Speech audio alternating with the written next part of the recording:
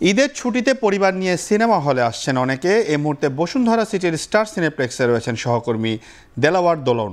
সরাসরি চলে যাচ্ছি তার কাছে। দোলন, ঈদে মুক্তি পাওয়া কোন সিনেমা দেখতে দর্শকদের আগ্রহ বেশি, আর সিনেপ্লেক্সে ভিড় কেমন দেখছেন?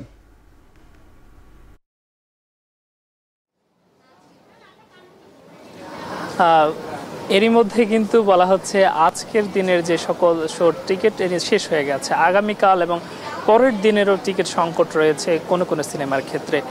যদি জানাই, এবার 6টি যে সিনেমা মুক্তি পেয়েছে তার মধ্যে তাণ্ডব যে সিনেমা শাকিব খানের, তার সিনেমাকে ঘিরে সবচেয়ে বেশি আগ্রহ আমরা দেখেছি। এছাড়াও আরও দু একটি সিনেমাও দর্শক টানতে সক্ষম হয়েছে। আপনাকে যদি জানাই, এই বছরের যে সিনেমার মধ্যে তাণ্ডব 132টি হলে একযোগে চলছে, ইনসাফ 20টি সহ এশা মার্ডার 9টি, এছাড়া টগর 10 থেকে 11টি সহ নীলচক্র চলছে 9টি হলে।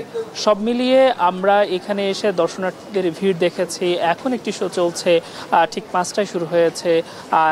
সব মিলিয়ে বলা যায় যে দর্শনার্থীদের ভিড় রয়েছে। আরেকটু যদি জানিয়ে রাখি, ঈদ অভিনেত্রীদের মধ্যে জয়া আহসানকে দেখা যাবে 2টি সিনেমায়, তার মধ্যে হচ্ছে তাণ্ডব এবং উৎসবে। এবং এছাড়া যদি বলে রাখি যে 6 সিনেমার মধ্যে এ গ্রেডের অর্থাৎ প্রাপ্তবয়স্কদের জন্য যে একটি মাত্র সিনেমার কথা বলা হচ্ছে এবছর, সেটি হলো ইনসাফ, অর্থাৎ সেটিকে বলা হচ্ছে যে প্রাপ্তবয়স্কদের জন্য। সব মিলিয়ে এবার স্টার সিনেপ্লেক্স সহ অন্যান্য আরও যেখানে আমরা গিয়েছি সব দর্শনার্থীদের ভিড় রয়েছে। কোনো কোনো ক্ষেত্রে টিকিট না প্রাপ্তিরও অভিযোগ আমরা পেয়েছি। তো এই ছিল বসুন্ধরা স্টার সিনেপ্লেক্স থেকে আমার কাছে থাকা সবশেষ তথ্য। সিও, ঈদের ছুটিতে পরিবার পরিজন নিয়ে অনেকেই ছুটছেন সিনেমা হলগুলোতে। সে বিষয়ে বিস্তারিত জানাচ্ছিলেন সিনেপ্লেক্স থেকে সহকর্মী দেলোয়ার দোলন।